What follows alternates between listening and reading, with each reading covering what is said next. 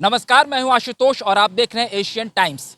जी हां, इन दिनों बिहार में एक ऐसी घटना आई है जिसने पूरे जुडिशियल सिस्टम और पुलिस महकमे के साथ साथ बिहार की जनता को हिलाकर रख दिया है। दरअसल एक अनजान शख्स का फोन बिहार के डीजीपी एसके सिंघल के पास आता है। ये व्हाट्सएप कॉल आता है। इस व्हाट्सएप कॉल में हैरानी की बात यह है कि एसके सिंघल के पास पटना के chief justice, Patna high court के चीफ जस्टिस के नाम से व्हाट्सएप कॉल आता है। इस पर उनकी तस्वीर भी चस्पा रहती है और साथ साथ जिस व्हाट्सएप नंबर से कॉल आता है उसकी पहचान भी चीफ जस्टिस के नाम से जुड़ी होती है। और एसके सिंघल जब इस फोन को अटेंड करते हैं तो वो सर की भाषा में बात करते हैं। मतलब उनको भी ये यकीन हो जाता है कि ये चीफ जस्टिस के यहाँ से फोन आया है। वो खुद उनके पर्सनल मोबाइल पर फोन करके बात कर रहे हैं। अब पूरा मामला समझिए। दरअसल उनके फोन करने का मकसद ये था कि बिहार के एक आईपीएस को एक संगीन मामले में वो फंसे थे, उससे उन्हें बरी कराने की पैरवी के लिए उन्होंने फोन किया था। जो भी एक डीजीपी होगा वो बिहार पुलिस का सबसे प्रमुख होता है, उसके अंदर पूरा पुलिस महकमा होता है और उसके ऊपर यह भी जिम्मेदारी होती है कि वो बिहार की जनता को सुरक्षा दे। उसके नाम से ही जितने भी फर्जीवाड़े करने वाले लोग होते हैं, जितने भी अपराधी होते हैं, मतलब पेशेवर अपराधी और खुखार अपराधी, सभी उनके नाम से डरते हैं। लेकिन उनके फोन, उनके पर्सनल मोबाइल फोन पर जिस शख्स का फोन आ रहा था, दरअसल वो अपनी पहचान तो चीफ जस्टिस के तौर पर बता रहे थे, लेकिन वो चीफ जस्टिस थे नहीं। वो दरअसल एक फर्जी शख्स थे, वो एक नटवर लाल थे। जी हां, मामला गया से जुड़ा हुआ है। आईपीएस आदित्य कुमार वहां के जब तत्कालीन एसएसपी थे तो उन पर शराब को लेकर, शराब माफियाओं को लेकर और जो भी इस शराब के कारोबार में, इस नशे के कारोबार में संलिप्त लोगों को मदद पहुंचाने, उनसे राशि लेने और उन्हें छुड़वाने की भूमिका में उनको संलिप्त पाया गया था। इस मामले पर उन पर एक्शन हुआ था और कई तरीके से उन्हें सही भी पाया गया था, तो वो सस्पेंड थे।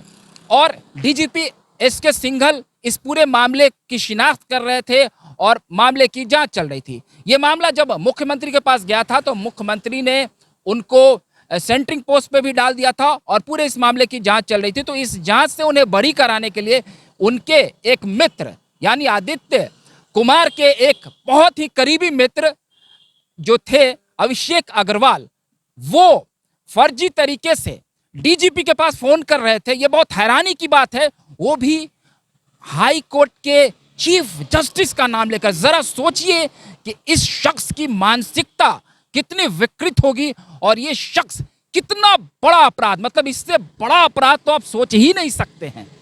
एक डीजीपी जो पुलिस महकमा का सर्वे सर्वा है, उसे पुलिस महकमा का आप मुख्यमंत्री कह सकते हैं, उसके पास चीफ जस्टिस जो कि अदालत का सर्वे सर्वा है, उसके नाम से फर्जी तरीके से फोन करके एक आईपीएस की पैरवी। कितना हाई प्रोफाइल मामला है। जरा इस अपराधी की हिम्मत की आप दाग दीजिए, जबरदस्त।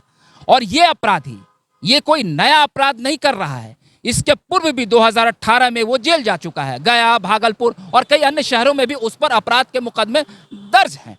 मजे की बात यह है कि बिहार के कई बड़े बड़े वरीय पुलिस अधिकारियों के साथ उसकी तस्वीर भी सोशल मीडिया पर वायरल है। मतलब कि वो पूरा हवा बनाता था और लोगों को इस बात की, मतलब इस बात पुख्ता सबूत देता था कि उसकी पुलिस महकमे में कितनी बड़ी पैठ है।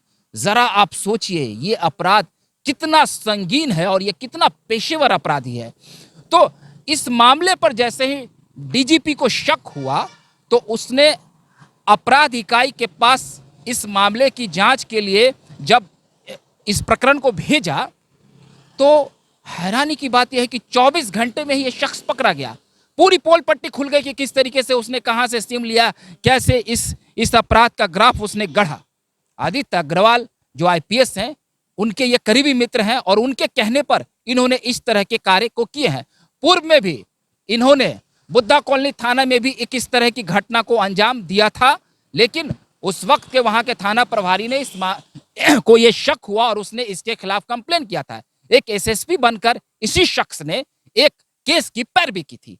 तो इस अपराधी का मनोबल इतना बढ़ गया कि वो फर्जी तरीके से हाई कोर्ट के, जो कि न्यायालय होता है जहां लोग न्याय के लिए जाते हैं, उसके नाम से थर्राते हैं, उनके नाम पर फर्जी तरीके से डीजीपी को एक दो बार नहीं बल्कि 25-30 बार व्हाट्सएप कॉल किया गया है। ये घटना जैसे ही लाइट में आया, जैसे ही प्रकाश में आया, पूरा का पूरा पुलिस महकमा, जुडिशियरी सिस्टम हिल कर रह गया, सरकार भी हिल गया इस पूरे मसले पर। तो ये आप देख सकते हैं कि क्या हम इसे पुलिस महकमे की एक विफलता मान सकते हैं? जिस डीजीपी के ऊपर पूरे प्रदेश की हिफाजत की जिम्मेदारी होती है, जिसके नाम से बड़े बड़े पेशेवर अपराधी थर थर कांपते हैं, वो एक सामान्य आदमी, एक फर्जी, एक नटवर लाल के फोन पर एक पैरवी करने पर एक आईपीएस जो कि शराब जैसे गंभीर मामले में दोषी पाया गया था, उसे क्लीन चिट दे देता है।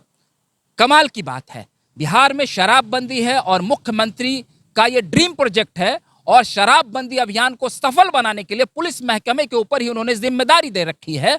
और ये पुलिस अधिकारी शराबबंदी के मामले को असफल करने में लगा था, तो बिहार के आईजी अमित लोढ़ा ने इनके ऊपर नजर रखी थी, उन्हें कहीं से भनक लगी थी और उन्होंने इन पर कार्रवाई की मांग की थी। हालांकि ये आईजी और आईपीएस के बीच में जब टकराव बढ़ने लगा तो मुख्यमंत्री ने हस्तक्षेप किया था और 2022 में 2 फरवरी को इन दोनों, हालांकि उन्होंने भी उन पर आरोप लगाया और आईजी पर, और आईजी ने तो आरोप लगाया ही था, तो इस मामले की जांच चल रही थी। अब इस पूरे प्रकरण में जब ये मोड़ आया तो अमित लोढ़ा ने ट्वीट कर कहा कि सत्य विजय होता है और आदित्य कुमार की पोल पट्टी खुल गई है।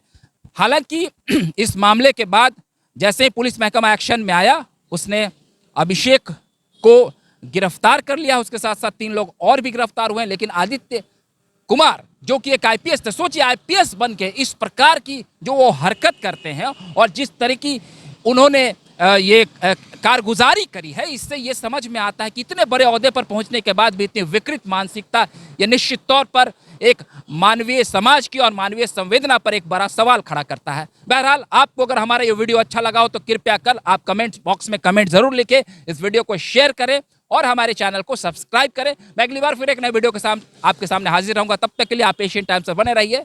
नमस्कार।